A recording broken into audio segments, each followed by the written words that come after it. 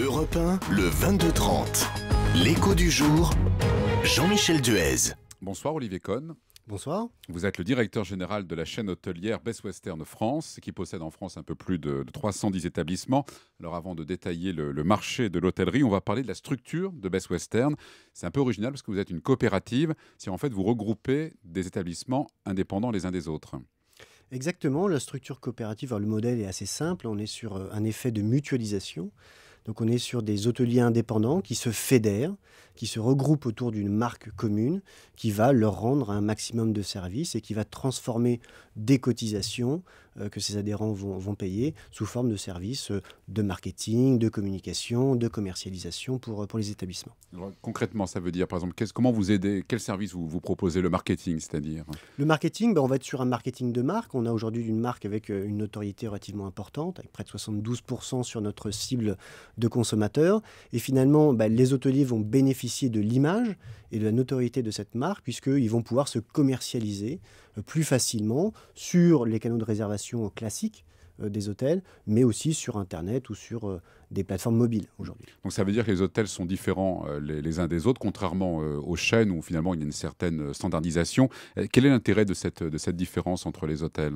Alors c'est véritablement l'ADN de notre marque. On est sur des hôtels, encore une fois, indépendants, qui vont être sur des décorations très variables, en fonction de la région, mais sur lesquels on va retrouver un ensemble de standards communs, à la fois en termes de services, à la fois en termes de prestations, en termes d'accueil. Si on va trouver le même petit déjeuner dans tous les hôtels, c'est ça, non? On ne va pas trouver le même petit déjeuner. Par contre, on va garantir à nos clients qu'il va trouver un petit déjeuner relativement large, avec des produits chauds, des produits froids, du café, etc.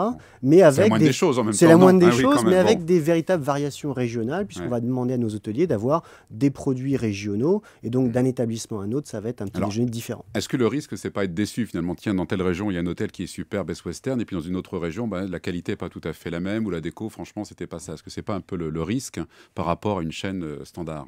Alors justement, c'est le risque, mais c'est un risque qu'on essaye de cadrer, puisqu'aujourd'hui, nous avons des procédures, si je peux me permettre le terme, justement pour contrôler le service dans les établissements, tant sur la propreté, sur la maintenance, et aujourd'hui jusqu'à la décoration des établissements, pour s'assurer que la prestation qui est délivrée au client soit toujours qualitative, quel que soit finalement le droit du séjour du client. Si vous dites à un hôtelier, ça, il faut refaire la déco, par exemple, parce qu'elle date un petit peu, parce que c'est plus dans nos cordes, dans ce qu'on attend de vous, c'est ça? Oui, c'est ça. On audite en fait la qualité de la décoration, alors tant dans son côté personnel que dans le côté qualitatif et cohérent.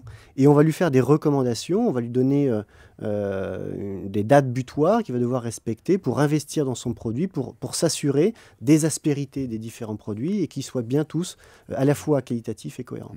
Globalement, qu'est-ce que vous diriez du marché? Qu'il résiste plutôt bien à la crise, même s'il y a une petite un petit effritement quand même de la fréquentation? Alors, il y a un petit effritement de la fréquentation, mais qui est réajusté par finalement les prix moyens qui ont été plutôt solides sur l'année 2012. On est sur une année de stabilité, alors avec deux semestres relativement différents. Un premier semestre 2012 qui était plutôt dynamique. On était dans la dynamique de l'année 2011 qui avait été une très bonne année pour l'hôtellerie française. Et puis à partir du début juillet, un retournement de marché avec beaucoup plus de difficultés. Alors une saison estivale qui n'a pas forcément été ce qu'on a vu de mieux, avec une météo qui finalement a impacté les résultats des établissements. Et puis un marché du business à partir du mois de septembre qui a été très erratique, avec des semaines où ça se passait plutôt bien, des semaines beaucoup plus difficiles. Et donc un second semestre qui a été en recul, ce qui nous amène à une stabilité, mais encore une fois avec un périmètre d'analyse distinct selon le semestre. 2013, comment se présente l'année? Vous n'avez pas de visibilité, c'est compliqué à envisager? C'est très difficile de faire des prévisions sur le marché. Alors, il y a des cabinets d'analyse qui disent qu'on sera sur une année de stabilité ou de légère croissance. Aujourd'hui, nous, ce qu'on voit, c'est qu'on a un business qui est à plus de 65% qui se fait dans les 15 derniers jours. Donc, c'est très difficile d'avoir des prévisions à plus d'un mois. On pense qu'on sera sur une légère croissance. On pense à un premier semestre qui sera un petit peu dans la continuité du deuxième semestre de 2012, assez difficile, un peu erratique, et puis des améliorations potentielles sur le second semestre. C'est vrai qu'on le dit beaucoup, les réservations se font de plus en plus tardivement, mais c'est une constatation. Vous avez quasiment 40%, même un peu plus de 40% des réservations qui se font dans les 5 derniers jours.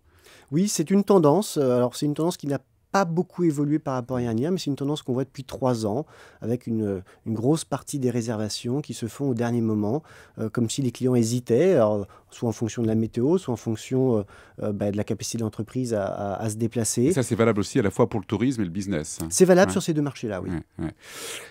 Si on regarde quelque chose d'assez intéressant, la répartition des nuitées pour l'hébergement loisirs, selon les chiffres du ministère du Tourisme, l'hôtellerie n'arrive qu'en 3e position. En premier, ce sont les locations, alors que ce soit les locations chez les particuliers, les gîtes, etc. Après, c'est le camping. Comment vous l'expliquez ? Alors, ce sont des hébergements alternatifs. Alors, on voit un vrai développement de ces hébergements, notamment les maisons d'hôtes.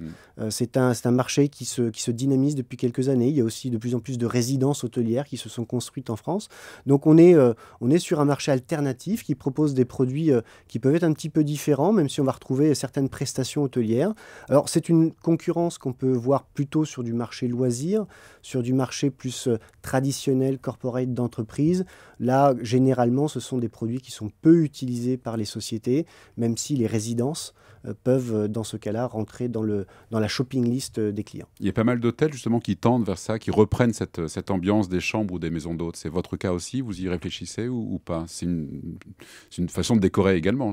Exactement, c'est l'occasion d'avoir une décoration très personnelle. Ouais. Alors, c'est vrai que ce n'est pas forcément ce qu'on recherche dans une hôtellerie 3 et 4 étoiles comme celle que l'on représente, mais on est dans une tendance naturelle à aller vers de la personnalisation, vers des choses simples et avec beaucoup de goût dans la décoration des hôtels, pas être uniquement sur des hôtels ultra modernes qui peuvent parfois être un peu froids. Et c'est vrai que la croissance de ces marchés-là donne quelques indications sur ce que peuvent rechercher les clients lors de leur séjour. Alors, votre nombre d'établissements est stable, 313 l'an dernier, c'était la même chose en 2011. Pourquoi? Parce que finalement, vous avez atteint votre point d'équilibre, on ne peut pas aller plus loin? Alors, on pense pouvoir aller un peu plus loin. On pense que notre point d'équilibre se trouverait plutôt aux alentours des 400 établissements. On a encore un certain nombre de destinations stratégiques sur lesquelles nous ne sommes pas présents, ou encore un certain nombre de destinations sur lesquelles on pourrait avoir une présence complémentaire. Je pense par exemple à des destinations comme Arcachon, sur lesquelles on n'est pas présent, sur Paris, sur lesquelles on peut encore développer un petit peu la présence de la marque. Il y a un certain nombre de marchés, à Nice également, ou à Cannes. Et c'est des marchés sur lesquels on a déjà une présence des hôtels Best Western, mais sur lesquels on part de marché, on pourrait aller un petit peu plus loin. C'est difficile de trouver des adhérents? Alors, en ce moment, c'est un peu plus facile, on va dire, puisque, encore une fois, quand le marché est compliqué, le marché a beaucoup évolué, notre métier a beaucoup évolué, avec beaucoup d'électronique aujourd'hui, des réservations qui se font beaucoup sur les canaux mobiles ou sur Internet. Donc, de plus en plus d'hôteliers indépendants ont besoin de se fédérer, de trouver des gens qui viennent les soutenir dans leur commercialisation, leur donner une image. Donc, une marque comme la nôtre qui propose un petit peu le meilleur de ces deux mondes-là a tout son intérêt.